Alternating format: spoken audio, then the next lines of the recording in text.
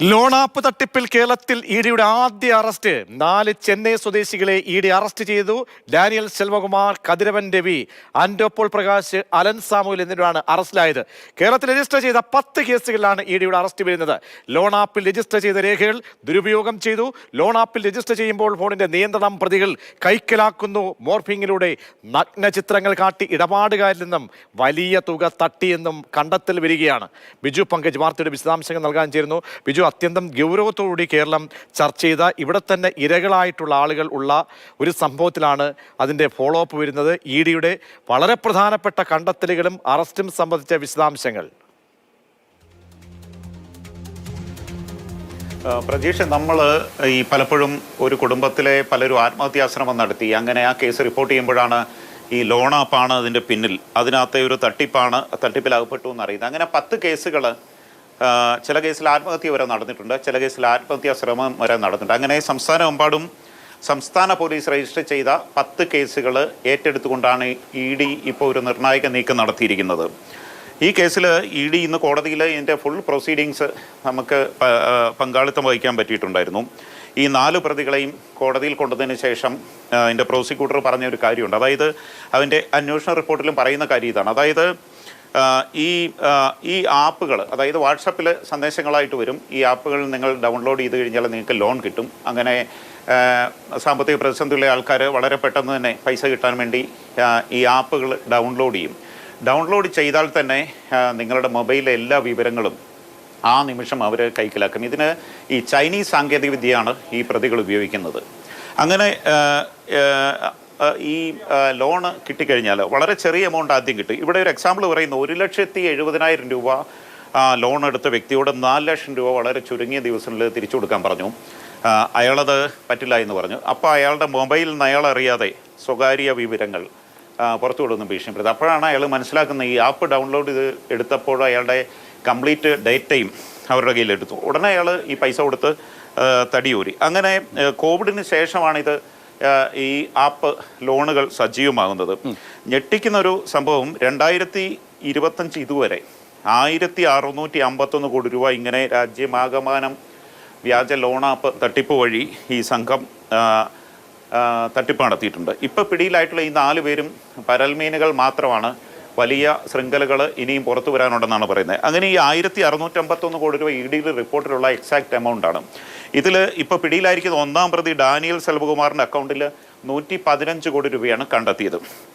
ഈ 1,651 കോടിയിലും മുംബൈയിലെ ഒരു കമ്പനിയുടെ അക്കൗണ്ടിലേക്കാണ് പോകുന്നത്. അവിടുന്ന് അത് സിംഗപ്പൂരിലെ ഷെൽ കമ്പനികളിലേക്കാണ് പോകുന്നതെന്നാണ് ഇഡിയുടെ. ശരി ബിജു, ഒന്ന് ഇടപെടുകയാണ്. ബിജു പറഞ്ഞതുപോലെ പരൽമീനുകൾ മാത്രമാണ് ഇപ്പോൾ പിടിക്കപ്പെട്ടിട്ടുള്ളത് എന്ന് പ്രിയപ്പെട്ട പ്രേക്ഷകർ മനസ്സിൽ വയ്ക്കുക. ഇപ്പോൾ വൻ സ്രാവുകൾ എവിടേക്ക് ഇരുന്ന് ചൂണ്ടയെറിഞ്ഞ് നിയന്ത്രിക്കുന്നുണ്ട് എന്നുകൂടി നമ്മൾ മനസ്സിലാക്കണം. ശ്രീജ വേങ്ങൂർ പഞ്ചായത്ത് അംഗവും ഒപ്പം നമുക്കറിയാം ആതിര എന്ന പെൺകുട്ടി നമ്മുടെയൊക്കെ മുന്നിൽ ഇരയായി, ഈ ലോൺ ആപ്പിൻ്റെ ഇരയായി നിൽപ്പുണ്ട്. അപ്പോൾ അവിടെ അറിയാവുന്ന അയൽവാസി കൂടിയാണ് ശ്രീജ. ഒപ്പം ആദികേശവൻ ബാങ്കിങ് വിദഗ്ധൻ കൂടിയാണ് നമ്മോടൊപ്പം ചേരുന്നുണ്ട്. ശ്രീജയിലേക്ക് ആദ്യം. ശ്രീജ, ഇപ്പോൾ അറിയാമല്ലോ ആതിരയുടെ കേസുമായി ബന്ധപ്പെട്ടൊക്കെ തന്നെ വലിയ സംശയങ്ങൾ, ഒരുപാട് നമുക്ക് ഈ കാശ് പോയതിൻ്റെ വഴികൾ, ഇതൊക്കെ പിന്നീട് അന്വേഷണത്തിന് വിധേയമാക്കുകയാണ്. ഇപ്പോൾ മനസ്സിലാക്കാൻ കഴിയുന്നത് ഇതിൻ്റെയൊക്കെ പിന്നിൽ വൻ ശൃംഖലയാണുള്ളത്. അതിലെ ചില ആളുകൾ മാത്രമേ പിടിയിലായിട്ടുള്ളൂ എന്നുള്ളതാണ്. ശ്രീജയ്ക്ക് ഈ വാർത്ത വരുമ്പോൾ എന്താണ് തോന്നുന്നത്? എനിക്ക് ശരിക്കും ഈ വാർത്ത കേൾക്കുമ്പോൾ വളരെ ദുഃഖകരമാണ് തോന്നുന്നത്. കാരണം ആ വീടിന്റെ അവസ്ഥ നമുക്ക് ശരിക്കും നേരിട്ട് അറിയാവുന്ന ഒരു അവസ്ഥയാണ്. കാരണം 2 പിഞ്ചു കുട്ടികൾ, അവര് അനാഥരായ മട്ടായി. കാരണം അച്ഛൻ വിദേശത്താണ്, അമ്മയും കുട്ടികളും ആയിരുന്നു ഇവിടെ താമസം. ആ കുട്ടികളെ ഇപ്പോൾ ഒരാള് അംഗൻവാടിയിൽ പഠിക്കുന്നു, ഒരാള് നല്ല പഠിക്കുന്ന കുട്ടിയാണ്. ചെറിയൊരു വരുമാനത്തിന് വേണ്ടിയിട്ടാണ് ഈ കുട്ടി ആദ്യം ഇത് തുടങ്ങിയത്. പക്ഷെ അത് ആരോടും അവള് അറിയിച്ചിരുന്നില്ല. വീട്ടില് പറഞ്ഞപ്പോഴും ഓൺലൈനായിട്ട് ജോലി ചെയ്യുന്നു എന്ന് മാത്രമാണ് പറഞ്ഞോളൂ. പക്ഷെ ഇതിന്റെ അന്നും വീട്ടുകാർ വിലക്കി എന്ന് പറയുന്നു. പക്ഷെ അതിന്റെ ഊരാക്കുടുക്ക് ഓരോ ദിവസം കഴിയുന്നതോറും ആ കുട്ടി ഒരു ഊരാക്കുടുക്കിലേക്കാണ് പോകുന്നതെന്ന് അവൾ അറിഞ്ഞിരുന്നില്ല. കാരണം നല്ല ആക്റ്റീവായിട്ടുള്ള പെൺകുട്ടിയായിരുന്നു. പെട്ടെന്ന് കുറെ ആയിട്ട് നമ്മൾ എന്നും കാണും സംസാരിക്കുകയൊക്കെ ചെയ്യുന്നതാണ്. പക്ഷെ കുറച്ചായിട്ട് അവൾ എന്തോ പുറത്തേക്ക് അധികം കാണാറില്ല. അപ്പൊ ജോലി തിരക്കുകളായിരിക്കും എന്ന് നമ്മളും വിചാരിച്ചു. പക്ഷെ ഇങ്ങനെ ഒരു ഇത് ഉണ്ടെന്ന് അറിയില്ല. നമുക്ക് എന്നെയും വിളിച്ച് ചോദിച്ചായിരുന്നു, ഒരു 2,000 രൂപ കടം തരുമോ അത്യാവശ്യമാണെന്ന് പറഞ്ഞു. പക്ഷെ അതായത് എന്റെ കയ്യില് ശ്രീജ, അങ്ങനെ ജീവിത ബുദ്ധിമുട്ടുകൾ കൊണ്ട് കൊടുക്കാനുണ്ടായിരുന്നില്ല. എന്തെങ്കിലുമൊക്കെ അല്ലെങ്കിൽ അത്യാവശ്യത്തിനൊരു പൈസ ലഭ്യമാകുക, അത് വായ്പയായി ചോദിച്ചാൽ കിട്ടാതെ വരുമ്പോൾ അടുപ്പക്കാരോ ആരും നൽകാതെ വന്നപ്പോൾ കിട്ടിയ ഒരു ഉപാധി അതൊരു അരക്കില്ലമാണ് അല്ലെങ്കിൽ ചതിക്കുഴിയാണെന്ന് അറിഞ്ഞിരുന്നില്ല, അങ്ങനെ വന്ന് വീണ് പെട്ടുപോയതാണല്ലേ? അല്ല, ഇപ്പോ ശരിക്കും സംബന്ധിച്ചോളം ഈ കുട്ടിയുടെ ഭർത്താവ് പുറത്തായിരുന്നു. അപ്പോ ആ പോയതിന്റെ ലയബിലിറ്റി ഉണ്ടായിരുന്നു. പക്ഷെ എന്നാലും സ്വന്തം ഒരു വരുമാനം എന്നുള്ള രീതിയിലാണ് ആ കൊച്ച് ഇങ്ങനെ ഒരു ഇത് വന്നപ്പോൾ അതിനകത്തേക്ക് ചാടിപ്പോയത്. അതിനുശേഷം ഇവര് പൈസ ചോദിച്ചു.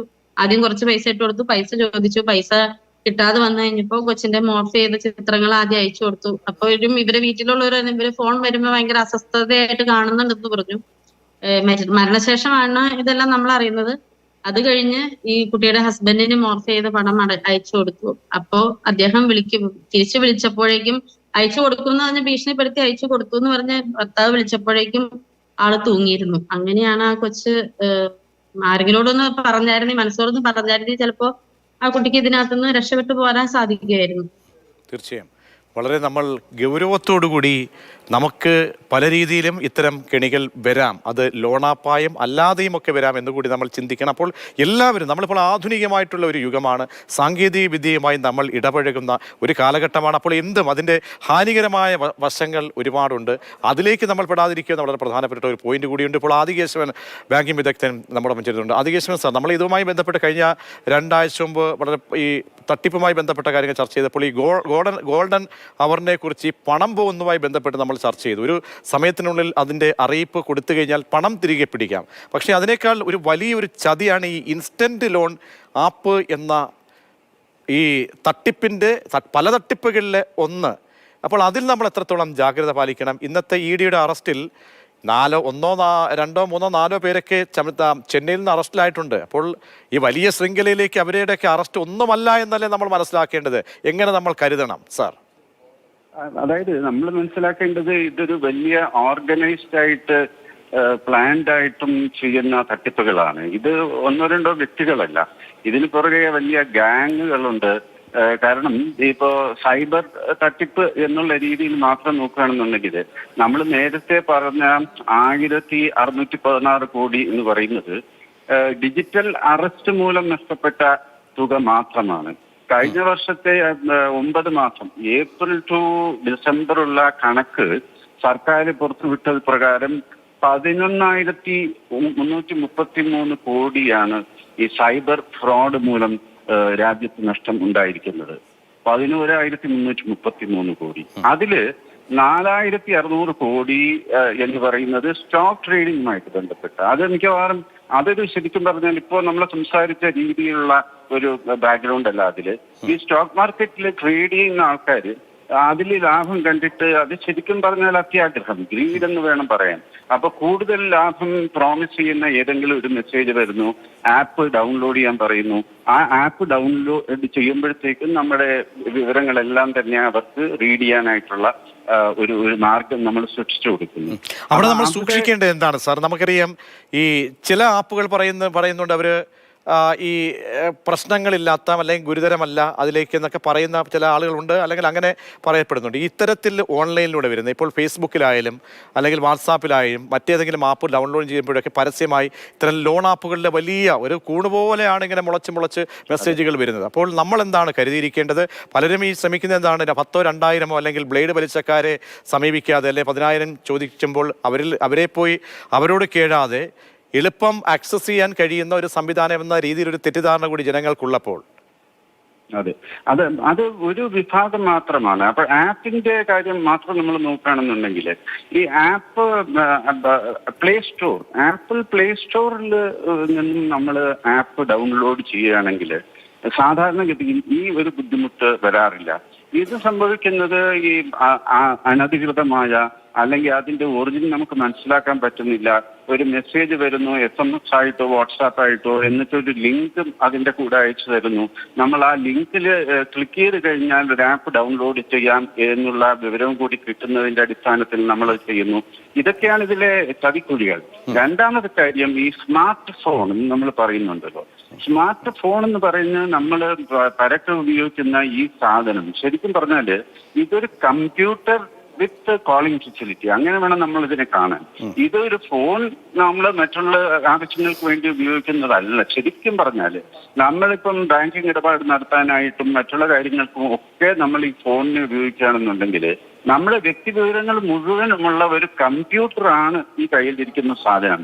ശരിക്കും പറഞ്ഞാൽ ഒരു പേഴ്സണൽ കമ്പ്യൂട്ടർ വിത്ത് ഫോൺ ഫെസിലിറ്റി, മൊബൈൽ ഫോണിനെ അങ്ങനെ കാണണം നമ്മൾ.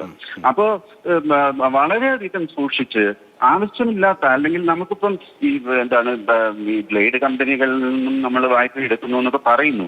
പക്ഷെ അതായത് നാട്ടില് ശരിക്കും പറഞ്ഞാൽ ഇപ്പം ബാങ്കുകൾ കുറച്ച് പ്രയാസം തന്നെയുണ്ട്. കാരണം വ്യവസ്ഥാപിതമായ മാർഗത്തിൽ കൂടിയാണ് വായ്പ കൊടുക്കുന്നത്. പക്ഷെ നമ്മുടെ നാട്ടില് ഫിസിക്കലായിട്ട് പ്രസന്റ് ആയിട്ടുള്ള എത്രയോ സ്ഥാപനങ്ങളുണ്ടല്ലോ ഈ വായ്പ കൊടുക്കാനായിട്ട്. അപ്പൊ അതൊക്കെ വിട്ടിട്ട് നമുക്കൊരു ബന്ധവുമില്ലാതെ, നമ്മൾ കാണാത്ത, അല്ലെങ്കിൽ നമ്മൾ ഈ മെസ്സേജ് വഴി മാത്രം പരിചയപ്പെടുന്ന, നമുക്ക് അപ്പുറത്ത് ആരാണെന്ന് പോലും മനസ്സിലാക്കാൻ സാധിക്കാത്ത ഒരാളുമായിട്ട് ഒരു ഇടപാട്. തീർച്ചയായും അതാണ് വളരെ പ്രധാനപ്പെട്ട പോയിന്റ്. അധികം സാർ സമയക്കുറവുകൊണ്ട് ഇടപെടേണ്ടി വരുന്നു. വളരെ പ്രധാനപ്പെട്ട പോയിന്റ് അദ്ദേഹം പറഞ്ഞു വന്ന ആ വരികൾക്ക് നിർത്തുന്ന ഭാഗത്താണ്. കാരണം നമ്മൾ ഒരു തരത്തിലും നമ്മളുമായിട്ട് ഒരു ബന്ധവുമില്ലാതെ ഇരുട്ടിന്റെ മറവിലൂടെയൊക്കെ തന്നെ വീഡിയോ കോളൊക്കെ ചെയ്ത് നമ്മളുടെ രേഖകൾ പരിശോധിക്കുന്ന ആളുകളുമായി ഒരു തരത്തിലും ബന്ധം സ്ഥാപിക്കാതിരിക്കുക എന്നുള്ളതാണ് നമുക്ക് എടുക്കാൻ കഴിയുന്ന ജാഗ്രത. ബിജു പങ്കജിലേക്ക്. ബിജു, ഇഡിയുമായി ബന്ധപ്പെട്ട വൃത്തങ്ങൾ എന്താണ് ബിജുവുമായി ഈ ആശയവിനിമയം, ഇതിൻ്റെ അപ്ഡേഷൻസ് ചോദിക്കുമ്പോൾ അവർ പറയുന്നത് ഇതിൻ്റെ അന്വേഷണത്തിൻ്റെ തുടർച്ചയുണ്ടാകും, പ്രധാനപ്പെട്ട കണ്ണികളിലേക്കൊക്കെ എത്താൻ കഴിയുന്ന രീതിയിലാണോ ഈ നെറ്റ്വർക്ക് ഉള്ളത്? പ്രതീക്ഷ, ഇതിലെ ഏറ്റവും പ്രധാനപ്പെട്ട സംഭവം ഇന്ന് 4 ദിവസത്തേക്ക് 4 പ്രതികളെയും ഇഡിയുടെ കസ്റ്റഡിയിൽ കോടതി കൊടുത്തിട്ടുണ്ട്. അതുകൊണ്ട് തന്നെ ഈ 4 ദിവസം വളരെ നിർണായകമാണ്. ഈ കേസിലെ വലിയ സാങ്കേതിക സപ്പോർട്ടോടു കൂടി തന്നെയാണ് ഈ കേസ് എൻഫോഴ്സ്മെന്റ് ഡയറക്ടറേറ്റ് അന്വേഷിക്കുന്നത്. അതുകൊണ്ട് തന്നെ കൂടുതൽ അറസ്റ്റുകൾ ഇതിനകത്ത് പ്രതീക്ഷിക്കാം. കാരണം ഇപ്പോൾ നമ്മൾ പറഞ്ഞ പോലെ തന്നെ ഒരുപാട് ആത്മഹത്യകൾ നടന്നിട്ടുണ്ട്, അല്ല ഒരുപാട് ബ്ലാക്ക് മെയിലിംഗ് നടന്നിട്ടുണ്ട്. അങ്ങനെ പ്രധാനപ്പെട്ട 10 കേസുകളാണ് ഇപ്പോൾ ഇഡി എടുത്ത് പരിശോധിക്കുന്നത്, അന്വേഷിക്കുന്നത്. അതുകൊണ്ട് തന്നെ വരും ദിവസങ്ങളിൽ ഈ 4 ദിവസത്തെ കസ്റ്റഡിയിൽ സമയത്ത് തന്നെ കൂടുതൽ അറസ്റ്റ് ഉണ്ടാകുമെന്ന് നമുക്ക് പ്രതീക്ഷിക്കാം. അങ്ങനെ വലിയൊരു, ഇപ്പോൾ ആദികേശവൻ സാറൊക്കെ പറഞ്ഞ പോലെ ഒരു ബന്ധവുമില്ലാത്ത ആൾക്കാരുമായി സാമ്പത്തിക ഇടപാടുകൾ നടത്തുമ്പോൾ സൂക്ഷിക്കുക. അതോടൊപ്പം തന്നെ ഈ അന്വേഷണ റിപ്പോർട്ടൊക്കെ പുറത്തു വരുമ്പോൾ വായിക്കുമ്പോൾ അനാവശ്യമായി ഒരു ആപ്പുകളും സാമ്പത്തിക ഇടപാടുകൾക്കായി ഡൗൺലോഡ് ചെയ്യാതിരിക്കുക എന്നുള്ളതാണ് ഇന്ന് ഈ ഇഡി ഉദ്യോഗസ്ഥരൊക്കെ നമ്മളോട് തന്നെ പറയുന്നത്. അത്തരം ഒരു സന്ദേശം ആൾക്കാർക്ക്, പ്രേക്ഷകർക്ക് എത്തിക്കുക എന്നുള്ളതാണ് പ്രധാനം. കാരണം ഇത്തരം ഓഫറുകൾ വരുമ്പം ഡൗൺലോഡ് ചെയ്താൽ മൊബൈലിലുള്ള എല്ലാ വിവരങ്ങളും, സാമ്പത്തിക ഇടപാടുകളും സ്വകാര്യ വിവരങ്ങളടക്കം മറ്റൊരു വ്യക്തിയിലേക്ക്, അജ്ഞാതനായൊരു വ്യക്തിയിലേക്ക് എത്തും എന്നുള്ളതാണ് ഇതിലെ ഏറ്റവും പ്രധാനപ്പെട്ട അവയർനെസ് കൊടുക്കേണ്ട പ്രധാന കാര്യം. എന്തായാലും 3 ദിവസത്തിനുള്ളിൽ കൂടുതൽ അറസ്റ്റുകൾ ഉണ്ടാകുമെന്ന സൂചനയാണ് ഇഡി ഉദ്യോഗസ്ഥർ നൽകുന്നത്. ശ്രീജിയിലേക്ക് അവസാനമായി. ശ്രീജ, ഈ സംഭവത്തിന് ശേഷം ആളുകൾക്കൊക്കെ കാര്യങ്ങൾ, നാട്ടിലുള്ള ആളുകൾക്കൊക്കെ ബോധ്യപ്പെടുത്തുന്നുണ്ടോ ഇത്തരം ആപ്പുകളിലെ കെണികൾ? തീർച്ചയായും ഈ ഇങ്ങനെയൊരു നമ്മുടെ നാട്ടിൻപുറത്ത് ഇങ്ങനെയൊരു സംഭവം നടക്കുന്ന ആദ്യമായിട്ടാണ്. അപ്പോൾ തന്നെയാണ് ആളുകൾ ഇങ്ങനെയൊരു കാര്യങ്ങൾ നടക്കുന്നുണ്ട് എന്നതിനെ കുറിച്ച് കൂടുതൽ ചിന്തിക്കാൻ തുടങ്ങിയത്. പക്ഷെ ആളുകളിലേക്ക് അതൊരു അവയർനെസ് ആയിട്ട് നമുക്ക് കൊടുക്കാൻ സാധിക്കും.